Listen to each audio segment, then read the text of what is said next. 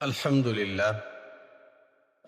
لله نحمده ونستعينه ونستغفره ونؤمن به ونتوكل عليه ونعوذ بالله من شرور أنفسنا ومن سيئات أعمالنا من يهده الله فلا مضل له ومن يضلله فلا هادي له ونشهد أن لا إله إلا الله وحده لا شريك له لا ضد له ولا ند له ولا مثل له ولا مثيل له ونشهد أن سيدنا وسندنا ونبينا محمدا عبده ورسوله أرسله إلى كافة الناس بشيرا ونذيرا وداعيا إلى الله بإذنه سراجا وقمرا منيرا أما بعد فأعوذ بالله من الشيطان الرجيم بسم الله الرحمن الرحيم يرفع الله الذين آمنوا منكم والذين أوتوا العلم درجات صدق الله العلي العظيم وقال رسول الله صلى الله عليه وسلم فضل العالم على العابد كفضلي على أدناكم أو كما قال رسول الله صلى الله عليه وسلم তেজগাঁও ইমাম খতিব ওলামা পরিষদের উদ্যোগে আয়োজিত আজকের এই ইসলামী মহাসম্মেলনের শ্রদ্ধাভাজন সভাপতি, মঞ্চে উপবিষ্ট মাথার তাজ উলামায়ে কেরাম, আমার সামনে বসা পরম শ্রদ্ধাভাজন মুরব্বীগণ, যুবক বন্ধুরা, কিশোর ভাইয়েরা এবং পর্দার আড়ালে বসা মা ও বোনেরা, আমরা ইসলামী মহাসম্মেলন এই শিরোনামে এখানকার এই শামিয়ানার নিচে সমবেত হয়েছি, একত্রিত হয়েছি এবং আমাদেরকে এখানে যারা একত্রিত করেছেন নামের ভেতর দিয়ে তাদের একটা পরিচয়ও আমরা লাভ করেছি, ইমাম খতিব ওলামা পরিষদ। ইমাম খতিব ওলামা এই তিনটা পরিচয়কে যদি আবার একটা শব্দের মধ্যে আনি তাহলে সেটা হলো শেষ শব্দটা ওলামা পরিষদ, আর বাকি দুটো হলো পেশাগত পরিচয়। মূল যে গুণগত পরিচয় সেটা হলো ওলামা। ওলামায়ে কেরাম কি? ওলামায়ে কেরামের সঙ্গে এই সমাজের সম্পর্ক কি? ওলামায়ে কেরাম কেন এই জাতীয় প্রোগ্রামের সরাসরি নিজেরা আয়োজন করেন কিংবা জনগণকে এই রকমের প্রোগ্রাম আয়োজন করার জন্য উৎসাহিত করেন? এই কয়েকটা বিষয় সম্পর্কে আমি আপনাদের খেদমতে সামান্য কিছু কথা বলবো। আমরা সকলে এটা খুব ভালো করে জানি যে আমাদের নবীজি মুহাম্মদুর রাসূলুল্লাহ সাল্লাল্লাহু আলাইহি ওয়াসাল্লাম তিনি পৃথিবীতে এমন একটা সময়ে আগমন করেছিলেন যে সময়টাকে ইতিহাস বলেছে জাহিলি যুগ, মূর্খতার যুগ। মূর্খতা জিনিসটা কি, জাহিলি বা জাহালাতের যুগ বলতে কি বোঝায়, সেটা সবিস্তারে তাত্ত্বিকভাবে আলোচনা করা এবং সেটা হজম করা সকল বয়সের সকলের জন্য সমানভাবে হয়তো উপযুক্ত না। এক দুইটা উদাহরণ দিই। 3-4 জন যুবক মাঠের এক কোণে বসে গল্প করছে। তাদের সামান্য দূর দিয়ে একটি মেয়ে হেঁটে যাচ্ছে এবং সে মেয়েটার গর্ভে যে সন্তান আছে সেটা দূর থেকে বোঝা যাচ্ছে। বন্ধুদের মধ্যে প্রশ্ন উঠল, মেয়েটা যে হেঁটে যাচ্ছে তার গর্ভে যে সন্তানটা আছে এই সন্তানটা ছেলে না মেয়ে? খুব স্বাভাবিকভাবে এই জাতীয় প্রশ্নের উত্তরের মধ্যে গিয়ে বিতর্ক হয়। একজন বলল কন্যা সন্তান, আরেকজন বলল পুত্র সন্তান। তৃতীয় জন ফয়সালা করে দিল যেটা শিওর হওয়ার উপায় কি, তাহলে মেয়েটাকে ধরো এবং তার পেটটাকে কাটো, কেটে বের করে দেখো যে এখানে পুত্র সন্তান না কন্যা সন্তান। শুধু কথার কথা না, ওই মেয়েটাকে ধরে সঙ্গে সঙ্গে তার পিঠ পেট কেটে পেট চিরে ওই সন্তান বের করে তারা তাদের বাজির কে জিতল বাজিতে সেটা প্রমাণ করছে। সুতরাং সময়টা কেমন? বাড়িতে অতিথি এসেছে, এখন সেই অতিথিকে সম্মান করতে হবে। তো অতিথি ঘরের মধ্যে বসিয়ে সঙ্গে সঙ্গে বাড়ির মালিক বের হয়ে যাচ্ছে, তার হাতে নাঙ্গা তরবারি, এবং সে এক লাফে ঘোড়ার পিঠে চলে যাচ্ছে। পথে বেরিয়ে পড়ছে, যাকে সামনে পাচ্ছে ডাকাতি করে অথবা তার গর্দান উড়িয়ে দিয়ে তার সঙ্গে যা আছে তা সব লুট করে এনে তারপর সে তার বন্ধু মেহমানের মেহমানদারি করতেছে।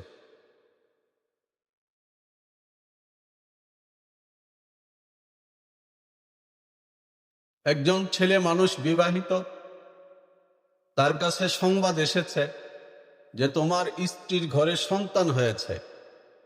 সে আগেই জানতে চাচ্ছে যে কন্যা সন্তান না পুত্র সন্তান। যখন তাকে জানানো হচ্ছে কন্যা সন্তান, তখন সে সঙ্গে সঙ্গে শপথ করছে আমি এই সন্তানের মুখ দেখব না। কিংবা সে সঙ্গে সঙ্গে শপথ করছে যে এই কন্যা সন্তান যেন ভবিষ্যতে আমার সম্মানকে নষ্ট না করতে পারে, ভুলুণ্ঠিত করতে না পারে, এই জন্য তাকে আমি বেঁচে থাকতে দেব না। এবং নিজ হাতে গর্ত খুঁড়ে ওই কন্যা সন্তানকে নিজে মাটির নিচে জীবিত অবস্থায় দাফন করে দিচ্ছে। এই সব ঘটনা অহরহ যে সমাজটার মধ্যে ঘটে, শুধু ঘটে না, এই জাতীয় ঘটনা সংঘটিত হওয়ার পর যারা এই ঘটনাগুলো ঘটায় তারা বীরত্ব প্রকাশ করার জন্য সমাজের মধ্যে সেটা বলে এবং সমাজের মানুষেরা তাকে বীর হিসাবে দেখে, তাকে সম্মান করে এবং তার নাম চর্চা হয় যে অমুক ব্যক্তি দুঃসাহসী, সে এ পর্যন্ত তার কন্যা সন্তানদের মধ্যে 11 জনকে মাটির নিচে জীবিত অবস্থায় দাফন করেছে। মুহাম্মাদুর রাসূলুল্লাহ সাল্লাল্লাহু আলাইহি ওয়াসাল্লাম খুব সহজ শব্দে যাকে আমরা আমাদের নবী, আমাদের রসুল এই ক্ষুদ্র শব্দের ভেতর দিয়ে বলে ফেলি, সেই মুহাম্মাদুর রাসূলুল্লাহ সাল্লাল্লাহু আলাইহি ওয়াসাল্লাম এমন কঠিন একটা সময়ে এবং সমাজে দুনিয়াতে তাশরীফ আনেন। আল্লাহ জাল্লা জালালুহু ওই সময়কার সভ্যতা, ওই সময়কার সমাজ, ওই সময়কার মানুষের চরিত্র খুব সংক্ষেপে কোরআনে কারীমের মধ্যে এভাবে আলোচনা করেছেন, অকুনতুম আলা শাফা হুফরাতিম মিনান নার ফাআনকাযাকুম মিনহা, যে তোমরা ছিলে জ্বলন্ত এক অগ্নিকুণ্ডের কিনারে দাঁড়িয়ে। আলা শাফা হুফরাতিম মিনান নার, অগ্নিকুণ্ড, আর সেই অগ্নিকুণ্ডের একেবারে কিনারে দাঁড়িয়ে আছো। যে কোনো সময় তোমরা তোমাদের এই অবস্থাতে যদি থাকো তাহলে এই আগুনের গর্ভের মধ্যে, গর্তের মধ্যে পড়ে যাবে এবং কোনোদিন সেখান থেকে বের হতে পারবে না। এই পরিস্থিতিতে আল্লাহ তাআলা মানব জাতিকে রক্ষা করার জন্যে, উদ্ধার করার জন্যে একজন ব্যক্তিকে, একজন মানুষকে নবী বানিয়ে পাঠালেন। আর সেই নবীর নাম হযরত মুহাম্মাদুর রাসূলুল্লাহ সাল্লাল্লাহু আলাইহি ওয়াসাল্লাম। হযরত মুহাম্মাদুর রাসূলুল্লাহ সাল্লাল্লাহু আলাইহি ওয়াসাল্লাম এমন একটা পরিবেশের মধ্যে আসলেন, তারপর সেখানে এসে মুহাম্মদুর রাসূলুল্লাহ সাল্লাল্লাহু আলাইহি ওয়াসাল্লাম এই পৃথিবীটাকে কোন জায়গায় নিয়ে গেলেন? তিনি এমন একটা জায়গার মধ্যে নিয়ে গেলেন,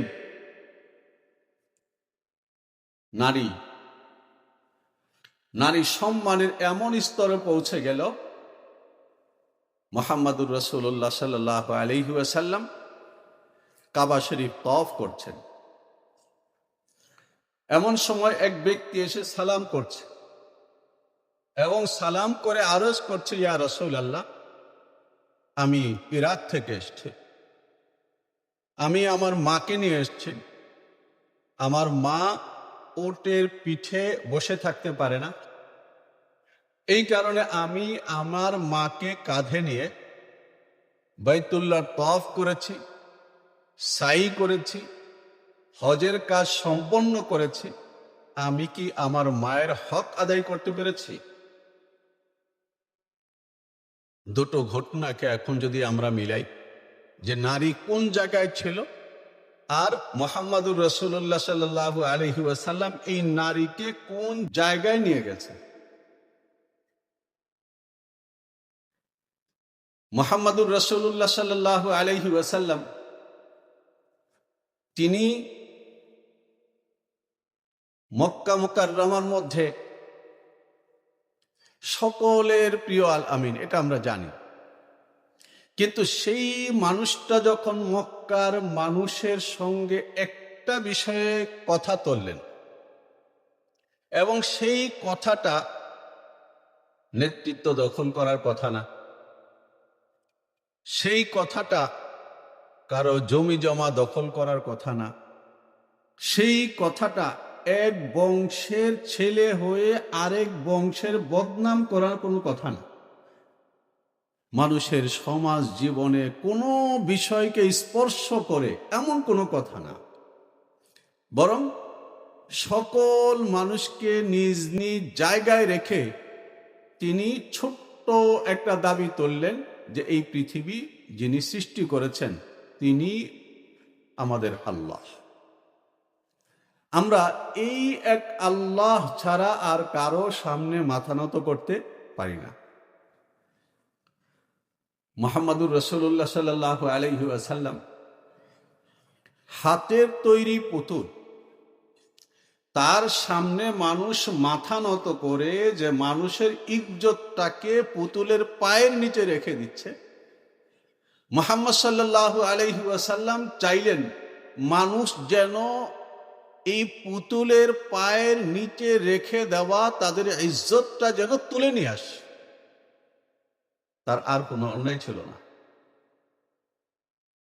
সমাজের সকলে তাদের শত্রু হলো, এটা ইতিহাস বলে।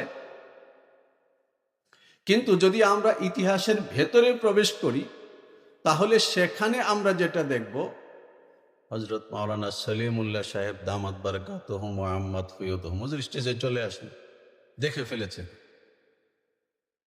নিয়ে আসো তোমার।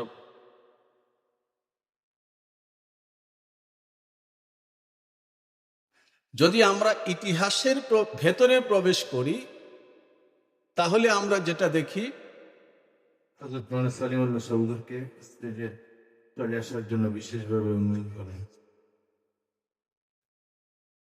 তাহলে সেখানে আমরা দেখি মক্কার সব মানুষ এই বিষয়টাকে শত্রু হিসাবে, প্রতিপক্ষ হিসাবে দাঁড়াবার জন্য ধারণ করেনি,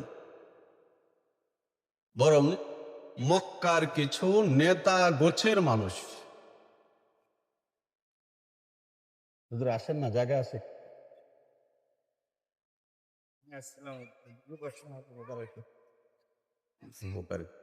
দেখি এখানে বসো। আপনারা যারা এখানে দাঁড়িয়ে আছেন, মেহরবানি করে প্যান্ডেলে বসে যান। হুজুর অত্যন্ত তাৎপর্যপূর্ণ ঐতিহাসিক আলোচনা করছেন রাসূল কারীম সাল্লাল্লাহু আলাইহি ওয়াসাল্লামের সিরাত মুবারাকা থেকে। একটু মনোযোগ দিয়ে ক্লাস যেভাবে পড়ায় হুজুর আমাদেরকে সেভাবেই সিরাত সম্পর্কে ধারণা দিচ্ছেন। মেহরবানি করে বসে যাই, তো মনোযোগ দিয়ে শুনুন। মেহরবানি করে বসে যাই, তো মনোযোগ দিয়ে শুনুন। আল্লাহ হজরতকে আমরা পেয়েছি, এটা আমাদের জন্য সৌভাগ্য। অনেক অনেক ব্যস্ত মানুষ, আল্লাহ তাআলা আমাদেরকে মানে হজরতের সোহবত নেওয়ার তৌফিক দিয়েছেন। এই গনিমতটাকে আমরা কাছে রাখি। যারা এখনো দাঁড়িয়ে আছে, মেহরবানি করে একটু বসে যায়, মনোযোগ দিয়ে হজরতের আলোচনা শুনুন। আল্লাহ অল্প কয়েকজন মানুষ যারা নিজের নেতৃত্ব হারানোর ভয় করেছেন, এবং এই যে নেতৃত্ব হারানোর ভয়ে সত্যকে রুখে দাঁড়ানো, আরো পরিষ্কার করে বললে নেতৃত্বটাকে পেশা হিসাবে গ্রহণ করা, সেই যে ছিল সেটাকে এখন হারিয়ে গেছে। কি বলেন? আমাদের সমাজে নেতৃত্বকে পেশা হিসাবে নেয় এবং নেতৃত্বটাকে খাটাইয়া খায়, এবং নেতৃত্বটাকে খাটাইয়া শুধু পেটে খায় না, বরং জায়গা জমি দখল থেকে শুরু করে অনেক দূর পর্যন্ত মানুষ যায়। চরিত্র আছে না নাই? মুহাম্মদুর রাসূলুল্লাহ সাল্লাল্লাহু আলাইহি ওয়াসাল্লাম তিনি জন্মসূত্রে মক্কায় যে সম্মানের অধিকারী ছিলেন, তার যে পারিবারিক ঐতিহ্য ছিল, এই সব জায়গা থেকে মক্কার লোকেরা তাকে শ্রদ্ধা করা ছাড়া, সম্মান করা ছাড়া কোনো উপায় ছিল না। কিন্তু অল্প কয়েকজন মানুষ ছোটবেলা থেকে শুনে শুনে, যাদের নামও আমাদের মুখস্থ হয়েছে, আবু জেহেল সাহেব, আবুল আহাব সাহেব, উতবা সাহেব, সাইবা সাহেব, ওই সাহেবের ধারাবাহিকতা দুনিয়াতে এখনো পর্যন্ত চালু আছে, যারা সমাজের কিছু মানুষকে জোর করে তাদের পেছনে চলতে বাধ্য করে। মুহাম্মদুর রাসূলুল্লাহ সাল্লাল্লাহু আলাইহি ওয়াসাল্লাম ওই শহরে থাকতে পারলেন না, যে শহরে তিনি শুধুমাত্র জন্মগ্রহণ করেছেন এটা না। মুসলমান হিসাবে আমাদের নবীজি সাল্লাল্লাহু আলাইহি ওয়াসাল্লামের পরিচয়ের এই ঐতিহ্যিক শেকড়টা, এই গোড়াটা জানা সচেতন মুসলমান হিসাবে আমাদের কর্তব্য।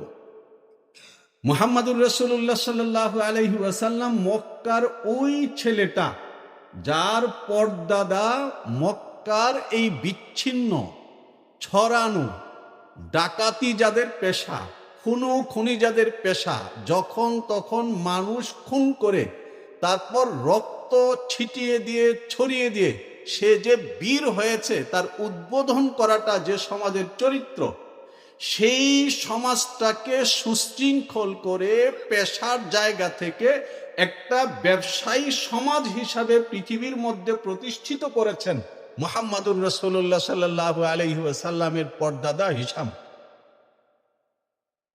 এবং ব্যবসায়িক সূত্রে এখন বেঈমান এবং মানব জাতির কলঙ্ক ইহুদি ইসরায়েলরা যে বিরাট জনবসতিকে এক সমতল গোরস্থানে পরিণত করেছে, সেই গাজ্জায় হলো মুহাম্মদুর রাসূলুল্লাহ সাল্লাল্লাহু আলাইহি ওয়াসাল্লামের সেই পরদাদার কবর,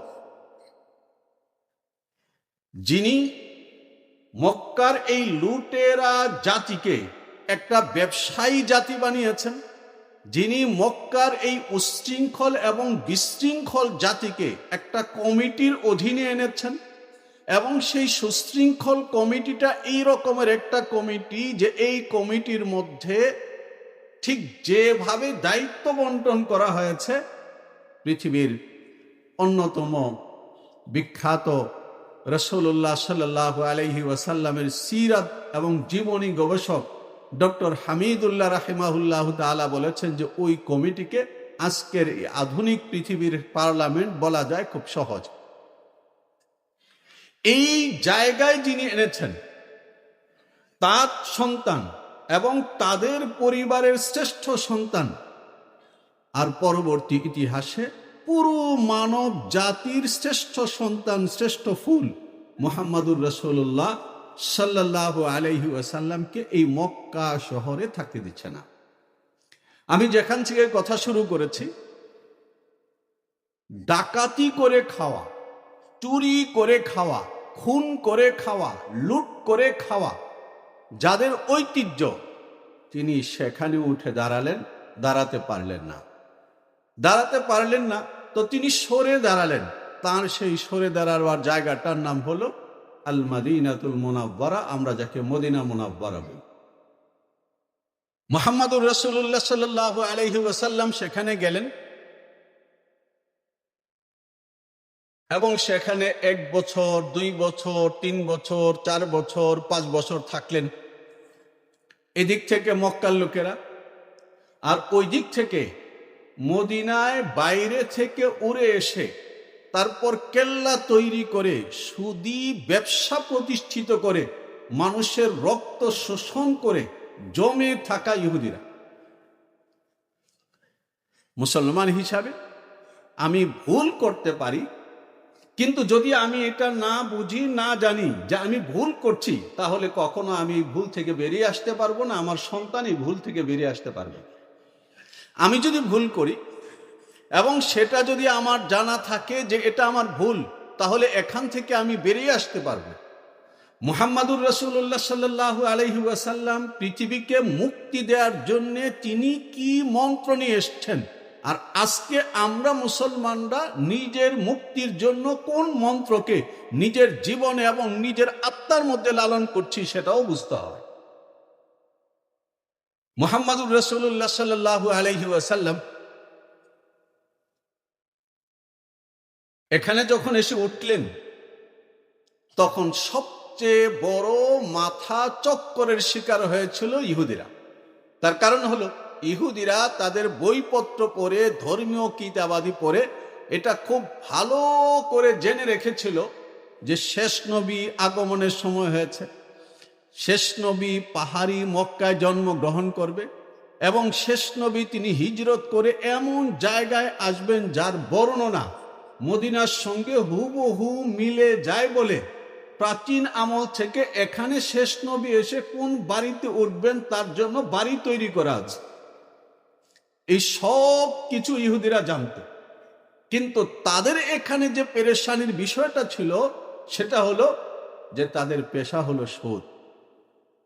তারা এটাও জানত যে হযরত মুহাম্মদ সাল্লাল্লাহু আলাইহি ওয়াসাল্লাম এসে মানব ও মানবতাকে, মানব জাতিকে, মানব জাতির যাবতীয় চরিত্রকে সব রকমের দূষণ থেকে মুক্ত করবে, এটা তাদের জানা ছিল। ফলে তারা খুব ভালো করে জানতো এটা যে মুহাম্মদ সাল্লাল্লাহু আলাইহি ওয়াসাল্লাম শেষ নবী, তিনি যখন এসছেন তখন আমাদের জন্য এই সুদী ব্যবসা শেষ, দাদনের ব্যবসা শেষ। তো তারা তাদের ব্যবসায়ের কারণে মুহাম্মাদুর রাসূলুল্লাহ সাল্লাল্লাহু আলাইহি ওয়াসাল্লামের বিরুদ্ধে যায় এক। দ্বিতীয়ত হলো তারা ধর্মকে বিকৃত করে তাদের সমাজের মধ্যে যারা মূর্খ মানুষ তাদেরকে ধর্ম ভুল বুঝিয়ে তারপর তাদেরকে বশে রেখে তাদের থেকে ধর্মের কথা বলে নানা রকমের চাঁদাবাজি করে খেত।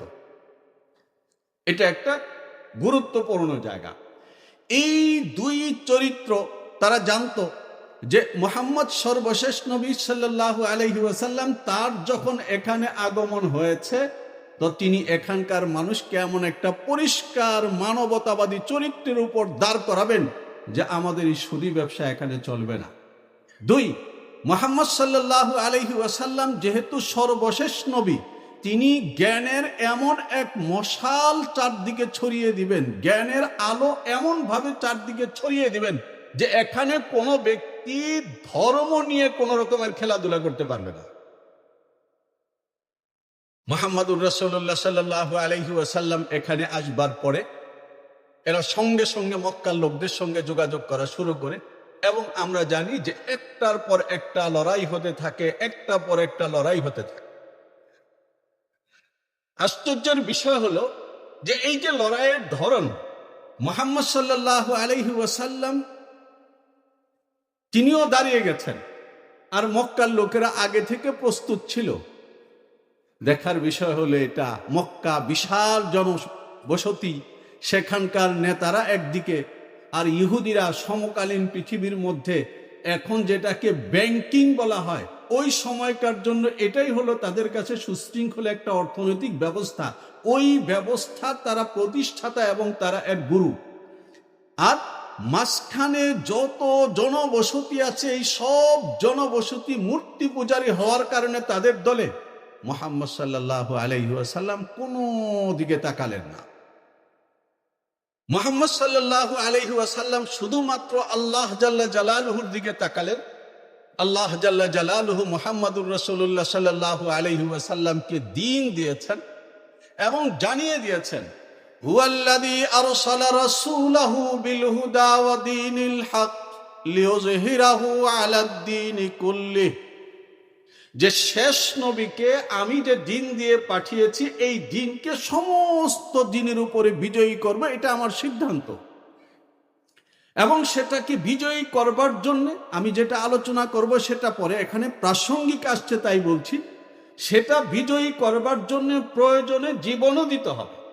এবং এই জীবন যারা দিবে তারা আল্লাহ জাল্লা জালালুহুর চোখে কেমন সেটা আল্লাহ তাআলা পরিষ্কার করে বলে দিয়েছেন, ইন্নাল্লাহা ইউহিব্বুল্লাযীনা ইউকাতিলুনা ফী সাবিলিহি সাফফা কাআন্নাহুম বুনিয়ানুম মারসুস। যারা আল্লাহর রাস্তায় সীসা ঢালা প্রাচীরের মতো দাঁড়িয়ে যায় এবং তারা বুক পাততে জানে, কখনো পিঠ দেখাতে জানে না, আল্লাহ তাদেরকে এমন ভালোবাসেন, যদি দুনিয়াতে তারা বেঁচে থাকে তাহলে তাদের গাজীর মর্যাদা। মুহাম্মাদুর রাসূলুল্লাহ সাল্লাল্লাহু আলাইহি ওয়াসাল্লাম বলেছেন, যুদ্ধ হয়েছে, জিহাদ হয়েছে, তাদের লোকেরা মরেছে, আমাদের লোকেরা শাহাদাত বরণ করেছে, পার্থক্য আছে। পার্থক্য হলো কাতলাহুম ফিন্নার ওয়া কাতলানা ফিল জান্নাহ, তাদের যারা মারা গেছে তারা দোজখে গেছে, আর আমাদের যারা শাহাদাত বরণ করেছে তারা এখন বেহেশতে প্রজাপতির মতো উড়ে বেড়াচ্ছে।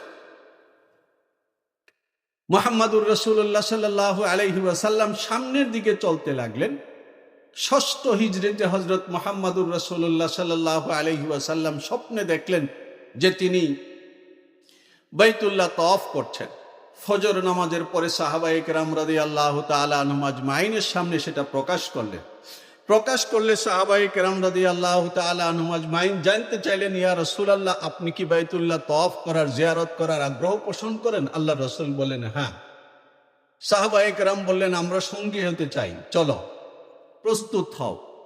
প্রায় ১৫০০ সাহাবী একত্রিত হলেন, রওনা হলেন এবং পবিত্র কাবা থেকে ৯ মাইল দূরে একটা গাছগাছালিওয়ালা এলাকার মধ্যে রাসূলুল্লাহ সাল্লাল্লাহু আলাইহি ওয়াসাল্লাম পৌঁছালেন।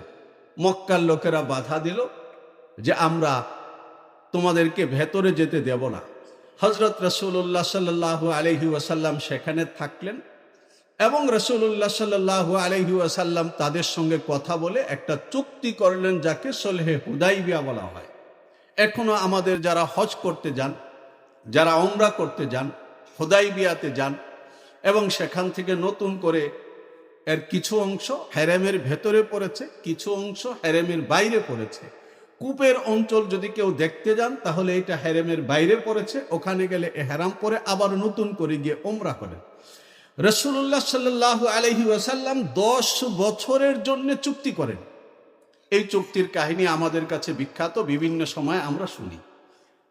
মক্কার লোকেরা কঠিন কঠিন শর্ত দিল। সেই কঠিন কঠিন শর্তের মধ্যে প্রথম কথাই হলো এটা, শর্ত দলিল লিখছেন আল্লাহ রাসূল সাল্লাল্লাহু আলাইহি ওয়াসাল্লামের পক্ষ থেকে সাইয়্যিদুনা আলী ইবনে আবি তালিব রাদিয়াল্লাহু তাআলা আনহু। মক্কার লোকেরা প্রথমেই বলল এই কথা যে মুহাম্মদের সঙ্গে রাসূল লেখা যাবে না। হযরত ওমর আছেন, আবু বকর আছেন এবং মুগীরা ইবনে শুবার মতো তেজি নেতা আছেন। রাসূলুল্লাহ সাল্লাল্লাহু আলাইহি ওয়াসাল্লাম মেনে নিলেন যে রাসূলুল্লাহ কেটে দাও। আলী রাদিয়াল্লাহু তাআলা আনহু বেঁকে বসলেন যে রাসূলুল্লাহ এই শব্দ যদি কেটে দেই তাহলে বাপ দাদাদের বাড়ি ছাড়া নির্বাসিত হয়ে আপনার সঙ্গে পথে পথে ঘুরি কেন? আমি মুহাম্মদ রাসূলুল্লাহ কাটতে পারবো না। মুহাম্মাদুর রাসূলুল্লাহ সাল্লাল্লাহু আলাইহি ওয়াসাল্লাম বললেন, কোন জায়গায় রাসূলুল্লাহ লেখা আছে এটা দেখাও, আমি কেটে দিলেন। তারা দাবি তুলল, কোনো ব্যক্তি যদি মুসলমান হয়ে মক্কা থেকে মদিনায় যায় তাকে ফিরিয়ে দিতে হবে। মদিনা থেকে কেউ যদি মোরতাদ হয়ে মক্কায় চলে আসে তাকে আমরা ফেরত দেব না। তারা যা বলছে রাসূলুল্লাহ সাল্লাল্লাহু আলাইহি ওয়াসাল্লাম তাই মানছেন।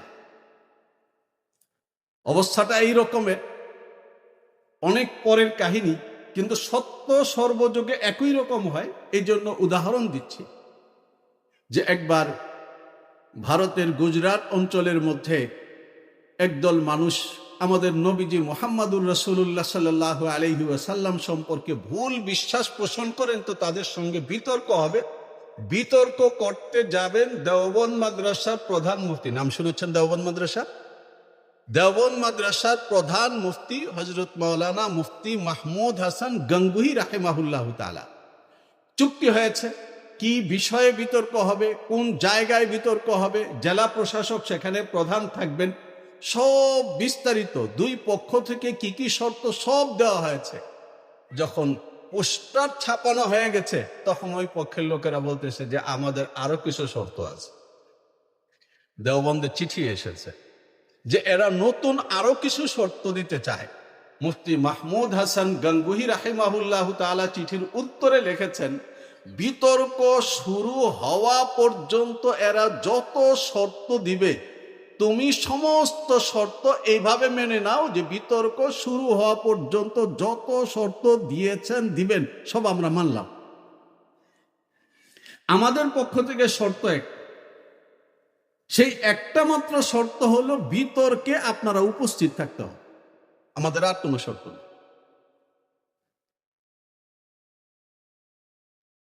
এমন শর্ত কে দিতে পারে? কে দিতে পারে? যার বুকের পাটা শক্তিশালী, এমন ব্যক্তি এমন শর্ত দিতে পারে। তারা শর্তের পর শর্ত দিচ্ছে, মুহাম্মাদুর রাসূলুল্লাহ সাল্লাল্লাহু আলাইহি ওয়াসাল্লাম সব শর্ত মেনে নিচ্ছেন। সাইয়্যিদুনা ওমর ফারুক রাদিয়াল্লাহু তাআলা রক্ত টগবগিয়ে উঠছে। আল্লাহর রাসূলকে সোজা প্রশ্ন করছেন যে ইসলাম কি হক না? জাহাক আলাসনা আলাল হক, তাহলে আমরা কি সত্যের উপর না? জাহা, তাহলে এই লাঞ্ছনা অপমানের সঙ্গে কেন আমরা এদের সঙ্গে সন্ধি করতে যাচ্ছি? রাসূলুল্লাহ সাল্লাল্লাহু আলাইহি ওয়াসাল্লাম কিছুই বলছেন না। আবু বকর সিদ্দিক রাদিয়াল্লাহু তাআলা টান দিয়ে ওমরকে সরিয়ে দিচ্ছেন আর বলছেন, ওমর হাদা রাসূলুল্লাহ, তার সঙ্গে কথা বলছো? আল্লাহর রাসূল তিনি যা বলছেন যা করছেন সব কিছু আল্লাহ জাল্লা জালালুহুর চোখের সামনে করছেন, আল্লাহ জাল্লা জালালুহুর তত্ত্বাবধানে করছেন। সরব মুহাম্মাদুর রাসূলুল্লাহ সাল্লাল্লাহু আলাইহি ওয়াসাল্লাম তাদের সব শর্ত মেনে নিয়ে সন্ধি করলেন। আমার বলার জায়গা যেটা, সেটা হলো 10 বছরের জন্য যুদ্ধ বন্ধ হয়ে গেল। যখন 10 বছরের জন্য যুদ্ধ বন্ধ হয়ে গেল তখন মক্কার লোকেরা, যাদের আপন জনেরা, কারো ভাই, কারো বাবা, কারো চাচা, কারো মামা, কারো বন্ধু, কারো দুলাভাই, মুসলমান হওয়ার কারণে রাতের অন্ধকারে সব কিছু রেখে পালিয়ে মদিনায় চলে গেছে। যাদের সঙ্গে বেড়ে উঠেছে দীর্ঘ দিনের বন্ধুত্ব এবং স্মৃতি। এখনকার মানুষের তো আর কোনো স্মৃতি নাই, বন্ধুত্ব নাই। এখনকার মানুষ যে যন্ত্রের উপর বেড়ে উঠছে তাদের যাবতীয় স্মৃতি হলো এই মোবাইলে সব। আর এই বাংলাদেশেও এখন যাদের বয়স 50 বছর, তারা কাদের সঙ্গে বেড়ে উঠেছে, কাদের সঙ্গে খেলাধুলা করেছে, কাদের সঙ্গে মাছ ধরেছে, কাদের সঙ্গে জ্যোৎস্না রাতে বসে বসে গল্প করেছে, তাদের স্মৃতির কোনো অভাব নাই। মক্কার লোকেরা চিন্তা করলো, যুদ্ধ যখন বন্ধ তাহলে এখন আমরা মদিনায় বেড়াতে যাই না কেন? তারা মদিনায় বেড়াতে আসছে। যখন মদিনার লোকেরা দেখতে পাচ্ছে যে তাদের মক্কার মুশরিক বন্ধুরা তাদেরকে দেখতে আসছে, মুশরিক মামা দেখতে আসছে, মুশরিক চাচা দেখতে আসছে, তো দেখার সঙ্গে সঙ্গে তারা বুক উঁচা করে দাঁড়িয়ে যাচ্ছে এবং আহলান সাহলান মারহাবা জড়িয়ে ধরছে। মক্কার লোকেরা তো আসার সময় চিন্তা ভাবনা করেছে, মনে মনে ভয় ভীতি ছিল যে এদের বাড়িঘর দখল করেছি, সহায় সম্পদ দখল করেছি। ওমরের মতো মানুষকে দাঁড় করিয়ে তার সবগুলো টাকা রেখে দিয়েছে। মদিনায় যাব তো প্রতিশোধ নেবে। কিন্তু আসার পরে যখন যে দেখে সেই 2 হাত ছড়িয়ে দেয়, আসো বুকে আসো, তখন তাদের তো আনন্দের সীমা নেই। বলে এসছিল যে মক্কায় 1-2টা রাত মদিনায় কাটিয়ে আবার মক্কায় ফিরে আসব। কিন্তু আসার পরে সকলেই এমনভাবে টানাটানি করে, এমনভাবে আপ্যায়ন করে, এমনভাবে খাওয়ায়, এখন তো 1 সপ্তাহ থাকার পরও যেতে ইচ্ছা করে না। সবচাইতে গুরুত্বপূর্ণ যে ঘটনা, সেটা হলো তারা হঠাৎ করে লক্ষ্য করে নামাজের সময় বেলাল আজান দিল, আর যারা বাজারে ব্যবসা বাণিজ্য করছিল কিংবা তাদের বাগানে, খেজুর বাগানের মধ্যে কাজকর্ম করছিল, যেই বেলাল বলল আল্লাহু আকবার, আল্লাহু আকবার, সবার সঙ্গে সঙ্গে কাজ শেষ, মসজিদে হাঁটা দিয়েছে। এবং তারা আশ্চর্য হয়ে লক্ষ্য করলো এটা যে দোকানপাট একেবারে খোলা। তখন তারা চিন্তায় পড়ে গেল যে এটা কিরকমের ঘটনা। আমাদের ঐতিহ্য তো চুরি, আমাদের ঐতিহ্য হলো ছিনতাই, আমাদের ঐতিহ্য হলো ডাকাতি, আমাদের ঐতিহ্য হলো লুটের। এরা তো আমাদেরই ভাই বেরাদার। সেই লোকগুলো এখানে এসে বাজারের মধ্যে সারি সারি দোকানপাট সাজিয়ে বসেছে এবং দেশ বিদেশের দামি দামি জিনিস। ওই সময়কার ইতিহাস পড়ুন। মুহাম্মদুর রাসূলুল্লাহ সাল্লাল্লাহু আলাইহি ওয়াসাল্লামের জন্য ইয়ামান থেকে কাপড় এসে এখানে বিক্রি হতো, সমকালীন সেরা কাপড় চোপড় এখানে বিক্রি হতো। এই দামি দামি সামানপত্র সহকারে মনে করবেন না মদিনার বাজার মানে শুধুমাত্র খেজুরের বাজার। যে এক সময় তো আমাদের এই দেশে কমিউনিস্ট পার্টির লিডাররা মজা করত, যারা হুজুর তারা সৌদি আরবে চলে যাক, সেখানে গিয়ে খেজুর খাবে। এখন তো ওনারা লাইন ধরে দাঁড়িয়ে থাকে সৌদি আরবে যাওয়ার জন্য। তারা আশ্চর্য হয়ে এটা লক্ষ্য করলো যে যাদের ঐতিহ্য হলো চুরি, ডাকাতি, ছিনতাই, যেই আজান হচ্ছে সবাই দোকানপাট খোলা রেখে মসজিদে চলে যাচ্ছে, উপরে একটা কাপড়ও ছড়িয়ে দিয়ে যাচ্ছে না। আজকাল তো সৌদি আরবে কাপড় ছড়ায়, কাপড়ও ছড়াচ্ছে না। বিষয় কি? 1 সপ্তাহ 10 দিন থাকার পরে তারা যে বিষয়টাকে বুঝেছে যে হযরত মুহাম্মদ সাল্লাল্লাহু আলাইহি ওয়াসাল্লাম আমাদের এই ভাই বেরাদারকে এবং এখানকার লোকেরা আশেপাশের জনবসতি থেকে এমনকি ইয়ামান পর্যন্ত ছড়িয়ে এরই মধ্যে যারা তার হাতে ইসলাম কবুল করেছে, আমরা তো মক্কায় শুধুমাত্র এটা মনে করতাম যে মুহাম্মদ আমাদেরকে একটা কথা বলতে চায়, সেটা হলো মূর্তির সামনে মাথা নত করা যাবে না। কিন্তু এদেরকে তিনি যে নির্মাণ করেছেন, তিনি যে গড়ে তুলেছেন, এই গড়ে তুলেছেন কিছু গুণের উপরে। তার মধ্যে সবচেয়ে গুরুত্বপূর্ণ গুণ যেটা, সেটা হলো কোনো মানুষ অপর কোনো মানুষের হক কখনো নিতে পারে না, ধরতে পারে না, নষ্ট করতে পারে না। এবং তিনি এদেরকে তৈরি করেছেন এমন ভাবে যে তুমি যদি কারো হক ধরো, সেটা যদি গভীর রাত্র তুমি কারো হক নষ্ট করো, পৃথিবীর কেউ যদি না দেখে তাহলে তখনও আল্লাহ দেখবেন। এই যে আল্লাহ, যে আমরা তো মনে করতাম শুধুমাত্র আমরা দেখা লাত ওজ্জাকে পূজা দেই। মুহাম্মদ আমাদেরকে বলছেন এই দেখা লাত ওজ্জা বাদ দিয়ে না দেখা আল্লাহকে সিজদা করা। কিন্তু তারা এখানে এসে দেখলো যে না দেখা আল্লাহকে শুধু সিজদা করা না, বরং না দেখা আল্লাহ আমাদের সব কিছু দেখছেন এবং ওই আল্লাহর কাছে সব কিছুর জন্য জবাব দিতে হবে, এমন একটা বিশ্বাসের উপর তিনি এই পুরো জাতিকে নির্মাণ করেছেন যে এরা রাতের অন্ধকারেও কেউ কারো সম্পদ ছিনায় না, অন্ধকারেও কেউ কারো বিরুদ্ধে কথা বলে না, রাতের অন্ধকারে 2 জন একত্রিত হয়ে তৃতীয় কোনো ব্যক্তি সম্পর্কে কোনো অন্যায় আলোচনা করে না।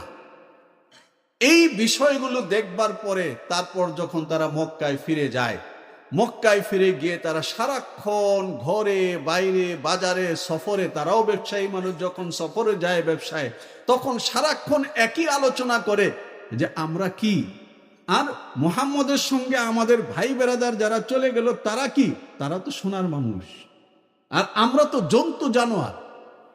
তারা বলতে থাকে রাসূলুল্লাহ সাল্লাল্লাহু আলাইহি ওয়াসাল্লামের সিরাতকে বিশ্লেষণ করেছেন পৃথিবীতে মুসলিম অমুসলিম যারা, তারা সকলে এসে এই জায়গার মধ্যে একত্রিত হয়েছেন যে অষ্টম হিজরিতে হযরত মুহাম্মদুর রাসূলুল্লাহ সাল্লাল্লাহু আলাইহি ওয়াসাল্লাম যে মক্কা জয় করেন, এটা হলো একটা আনুষ্ঠানিকতা।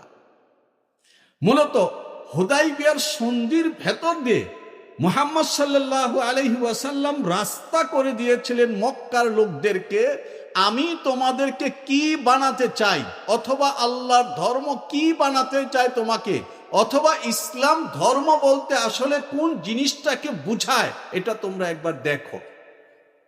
তারা যখন দলে দলে এসে ইসলামকে দেখতে শুরু করেছে, তখন তারা নিজেদের বাড়িতে গিয়ে আলাপ আলোচনা করা শুরু করেছে। আমাদের নেতারা আমাদেরকে অন্ধ বানিয়ে রেখেছে, বোবা বানিয়ে রেখেছে, বোকা বানিয়ে রেখেছে, নইলে মোহাম্মদ খুব ভালো মানুষ, আর মোহাম্মদের সঙ্গে যারা আছে তারা এত ভালো, আমরা তো তাদেরকে বাড়ি ঘর থেকে তাড়িয়ে দিয়েছি, তাদের সম্পদ লুট করে নিয়েছি, আর তারা বুক পেতে আমাদেরকে শুধু গ্রহণ করে নাই, তারা যেভাবে আমাদেরকে মেহমানদারি করেছে, আবার আসার সময় যেভাবে উপহার দিয়ে আমাদেরকে বিদায় দিয়েছে, আমরা তো অপরাধী। এর 2 বছর পর হযরত মুহাম্মদুর রাসূলুল্লাহ সাল্লাল্লাহু আলাইহি ওয়াসাল্লাম 10,000 সামরিক বাহিনী নিয়ে যখন মক্কা অভিমুখে যাত্রা করেন, তখন মক্কার লোকদের এবং সেখানকার যুবকদের কারো মনের ভেতরেই এই শক্তি ছিল না যে আমি বাধা দেব। কেন বাধা দেব? মুহাম্মদ তো ভালো, মুহাম্মদের সঙ্গীরা তো ভালো, এবং এটা তাদের বাড়ির ঘর, কেন তাদেরকে আমরা বাধা দেব? আমার বলবার কথা শুধুমাত্র এতটুকুন যে হযরত মুহাম্মদুর রাসূলুল্লাহ সাল্লাল্লাহু আলাইহি ওয়াসাল্লাম ইসলামটা কি, এটা প্র্যাকটিক্যালি সমাজের মধ্যে এমন ভাবে তুলে এনেছেন, মক্কার যে লোকেরা মুহাম্মদ সাল্লাল্লাহু আলাইহি ওয়াসাল্লামকে খুন করবার জন্য তাদের সংসদে আইন পাশ করেছে, মক্কার লোকেরা হযরত বেলাল হাবশি থেকে শুরু করে হযরত খাব্বাব ইবনে আরাত রাদিয়াল্লাহু তাআলা আনহু সহ অসহায় দাস দাসীদের উপর যে নির্যাতন করেছে, এই সব ইতিহাস আমাদের জানা। এই রকমের কঠোর, এই রকমের পাষাণ, এই রকমের হিংস্র শত্রু, সেই হিংস্র পাষাণ কঠোর মানুষগুলো যখন ইসলামকে দেখেছে, তখন তাদের কাছে মনে হয়েছে যে এই ইসলামকে অস্বীকার করা যায় না। আমাদের বলবার কথা হলো এতটুকু। আমি আমার আলোচনার উপসংহার টানছি যে এক সময় এই ভারত উপমহাদেশে মুসলমানের সংখ্যা আনুপাতিক হারে এখন যা আছে তার চেয়েও কম ছিল। সেই সময় এই ভারত উপমহাদেশকে প্রায় 800 বছর মুসলমানগণ শাসন করেছেন, করেন না? 800 বছর মুসলমানগণ যে ভারতবর্ষকে শাসন করেছেন, সেই ভারতবর্ষের স্বাধীনতাকে ডাকাতি করে নিয়ে যায় যে ব্রিটিশরা। আমাদের দুঃখের বিষয় হলো এটা যে আমাদের দেশে এখনো পর্যন্ত শিক্ষা ব্যবস্থা বলতে মূল ধারার এবং প্রধান শিক্ষা ওইটাকে রাখা হয়েছে যে শিক্ষাটা হলো এই দখলদার, বেঈমান, খ্রিস্টান এবং ডাকাত ব্রিটিশদের শিক্ষা। এবং এখনো পর্যন্ত আমাদের ইউনিভার্সিটির টিচাররা এই কথা আমাদের বাচ্চাদেরকে শেখানোর চেষ্টা করে, গেলানোর চেষ্টা করে, তাদের অন্তরের মধ্যে বসানোর চেষ্টা করে, যদি এখানে ব্রিটিশরা না আসতো তাহলে আমরা সভ্য হতে পারতাম না। এখনো পর্যন্ত শেখানোর চেষ্টা করে, এবং তারা যে কথাটা এখনো পর্যন্ত বুঝানোর চেষ্টা করে সেটা হলো এই, ব্রিটিশরা এখানে আসলো এবং তারা শিক্ষাকে সবার জন্য ওপেন করলো, হিন্দুরা দৌড়ায় গিয়া ব্রিটিশদের শিক্ষা নিল, আর তারা অগ্রসর হয়ে গেল। আর তাদের শব্দটা তো ভালো না, ওই রকম শব্দ মুখে উচ্চারণ কোনো মুসলমান করতে পারে না। এই জন্য আমি ভালো শব্দ দিয়ে বলছি, আলেমরা, এই যে ইমাম খতিব ওলামা, আলেমরা মুসলমানদেরকে আটকে রাখলো, ধরে রাখলো, তাদেরকে ব্রিটিশের সঙ্গে যেতে দিল না। এই কারণে মুসলমানরা পেছনে পড়ে থাকলো। আমি আলোচনা শেষ করছি একটা ফলাফল দিয়ে। ফলাফলটা হলো এই, আমাদের পশ্চিমবঙ্গের মিলন দত্ত নামে এক ভদ্রলোক, সে বই লিখেছে। তার বইয়ের নাম হলো পশ্চিমবঙ্গে মুসলমানরা কেমন আছেন। মুসলমানরা কেমন আছেন যদি ভালো নিয়তে হয়, তাহলে তো সেটা মিলন দত্ত জানবার কথা না, তাই না? তার আগ্রহের জায়গা হওয়ার কথা না। তার কারণ মিলন দত্তরা কি মানুষ তা তো জানি। আমি সূচনা করেছি যে হিংস্রতা দিয়ে মোদিজি, যিনি এখন সেখানকার খুব শক্তিমান প্রধানমন্ত্রী, তার এলাকার মধ্যে যখন মুসলমানদের উপর হামলা হয়, তখন গর্ভবতী মেয়েদের পেট কেটে এবং শিশুকে গর্ভ থেকে বের করে এনে তারপরে সেটাকে ত্রিশূলের মধ্যে ঢুকিয়ে তারপর তারা মিছিল করেছে। এটা তো হলো সেই মোদি। আর সেই মোদির দলের লোক মিলন দত্ত, তিনি খোঁজখবর নিচ্ছেন মুসলমানরা কেমন আছে, লম্বা আলোচনা করেছে সে তার বইয়ের মধ্যে। এবং সেখানে মুসলমানদেরকে বলেছে যে মুসলমান দুই কিসিমের পশ্চিমবঙ্গে। এক কিসিমের মুসলমান যারা শিক্ষা দীক্ষায় আধুনিক হয়েছে, তারা অনেক ভালো অগ্রসর এবং উন্নত হয়েছে, এবং তাদের সন্তান সন্ততি একজন দুইজন খুব অল্প স্বল্প সুখী। আর মুসলমানদের মধ্যে এখনো একটা গোষ্ঠী আছে যারা মৌলানা সাহেবদেরকে মানে। বলছে এই গোষ্ঠীটা হলো পিছিয়ে পড়া গোষ্ঠী, এবং এরাই হলো 3 জন 4 জন 5 জন 7 জন করে সন্তান নেয়।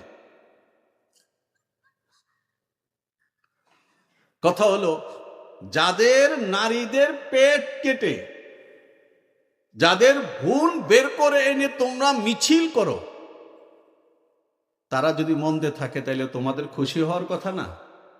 এটা নিয়ে তোমাদের মাথা ব্যথার কারণ কি?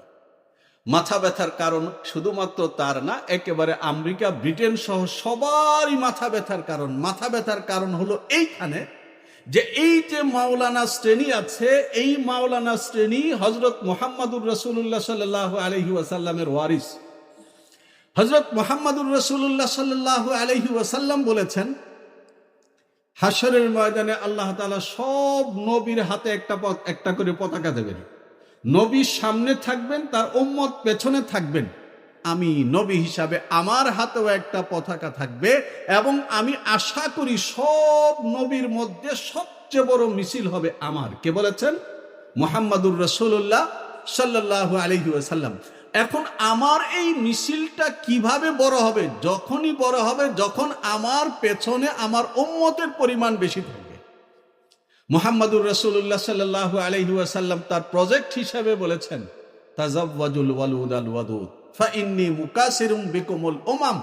তোমরা এমন বংশে বিয়ে করবে যে বংশের মেয়েদের মধ্যে দুটো গুণ থাকে, যে বংশের মেয়েরা স্বামীদেরকে ভালোবাসে এবং বেশি সন্তান দেয়, তাহলে আমার উম্মত বাড়বে।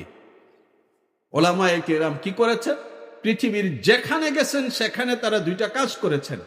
একটা কাজ করেছেন হলো এই, ইসলাম ধর্ম টিকে থাকবে যে কোরআন, যে হাদিস, যে ফিকহ, ইসলামের যে ইলম দ্বারা তারা এক সকাল কিংবা এক বিকালের জন্য কখনো এই ইসলামের মূল উৎসটাকে ভুলে যান না। তুরস্কে কামাল আতাতুর্ক আরবি ভাষায় আযান নিষিদ্ধ করেছিল। কারো ঘরে যদি আরবি হরফ পাওয়া যেত, তাহলে তাকে পুলিশ ধরে নিয়ে বরফের এলাকায় ছেড়ে দিত, সে ওখানে উন্মুক্ত অবস্থায় পচে গলে মরে যেত। কামাল আতাতুর্ক, আমাদের বাংলাদেশেও গণতন্ত্রের আদর্শ হিসাবে তাকে উচ্চারণ করা হয়। সেই জায়গায় কি করে আবার রজব তাইয়্যিব বা রিসিপ তাইয়্যিবের মতো এমন নেতা বেরিয়ে আসেন, যিনি আয়া সোফিয়া উদ্বোধনের সময় নিজে কোরআন তেলাওয়াত করেন। সেখানকার উলামায়ে কেরাম যখন আরবিতে নামাজ নিষিদ্ধ, আরবিতে আযান নিষিদ্ধ, আরবি হরফ উচ্চারণ নিষিদ্ধ, আরবি হরফ সংরক্ষণ নিষিদ্ধ, তখন তারা মাটির নিচে কবরের মতো গর্ত করে গভীর রাত্রে নিজের সন্তানকে, বন্ধু বান্ধবের সন্তানকে মাটির নিচে কোরআন পড়িয়েছে। এক দ্বিতীয় আরেকটা কাজ করেছেন, সেটা হলো মানুষের রক্তের শুদ্ধিতা, মানুষের রক্তের শুচিতা, মানুষের রক্তের পবিত্রতা। যে একজন পুরুষ সে তার বিবাহিত স্ত্রী ছাড়া আর কারো কাছে যাবে না, এবং বিবাহিত স্ত্রী থেকে একজন মুমিন মুসলমান যত বেশি সম্ভব সে তার নবীর উম্মত বের করে আনবে। এই দুইটা কাজ উলামায়ে কেরাম মুহাম্মাদুর রাসূলুল্লাহ সাল্লাল্লাহু আলাইহি ওয়াসাল্লামের জমানা থেকে আজ পর্যন্ত করে যাচ্ছেন। পরিণতি কি? আমাদের এই বাংলা অঞ্চলে ইংরেজরা ৮০,০০০ মাদ্রাসা মসজিদের ওয়াকফ সম্পত্তি বাতিল করে দিয়েছিল, যেন মাওলানা সাহেবদের ঘরে খাবার না থাকে, তারা যেন আর মসজিদে না থাকে, মাদ্রাসা সেরে যেন চলে যায়। আর এখন যদি তাদেরকে ধরে এনে আমাদের ঢাকার শহরটায় ছেড়ে দেওয়া হয় এবং বলে যে তুমি জরিপ করো আনুষ্ঠানিক মসজিদের বাইরে টাওয়ার বাড়ি ঘরের মধ্যে কি পরিমাণে নামাজের ঘর আছে, তারা মাথা চক্কর দিয়ে আরেকবার মারা যাবে। এই মসজিদগুলো কে বানায়? ইউনিভার্সিটির স্যারেরা, তাই না? মসজিদ বানাতে কে উৎসাহিত করে? ইউনিভার্সিটির স্যারেরা, যারা ব্রিটিশ শিক্ষায় শিক্ষিত তারা।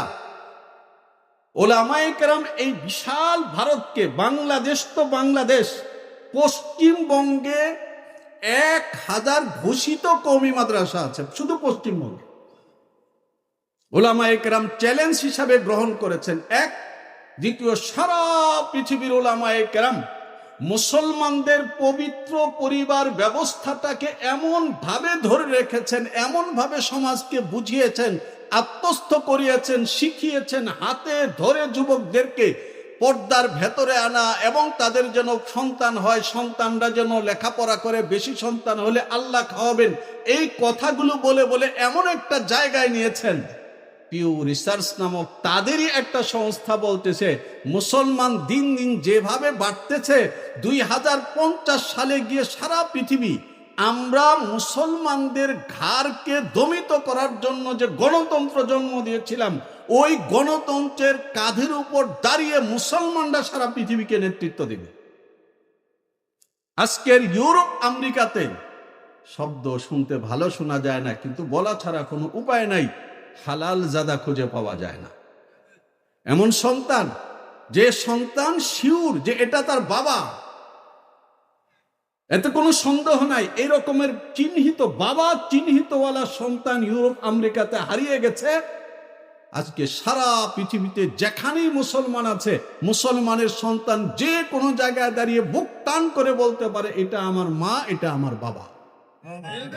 উলামায়ে কেরাম এই জাতীয় সম্মেলন এবং এই জাতীয় অনুষ্ঠান করে মূলত এই আওয়াজটাকে জিন্দা রাখতে চায় যে আমরা যদি চাই ইসলামের সঙ্গে থাকব, মুহাম্মাদুর রাসূলুল্লাহ সাল্লাল্লাহু আলাইহি ওয়াসাল্লামের সঙ্গে থাকব, একটা পবিত্র এবং আদর্শ পরিচয়ের উপর থাকব, এবং পৃথিবীর সব বেঈমান একত্রিত হয়ে আমাদের সেজদার জায়গা ছিনিয়ে নিতে পারবে না। যদি আমরা সেটা চাই, তাহলে আমাদেরকে উলামায়ে কেরামের সঙ্গে থাকতে হবে। আল্লাহ তাআলা আমাদেরকে কবুল করুন, আমিন। ওয়া আখির দাওয়ানা আনিল হামদুলিল্লাহ।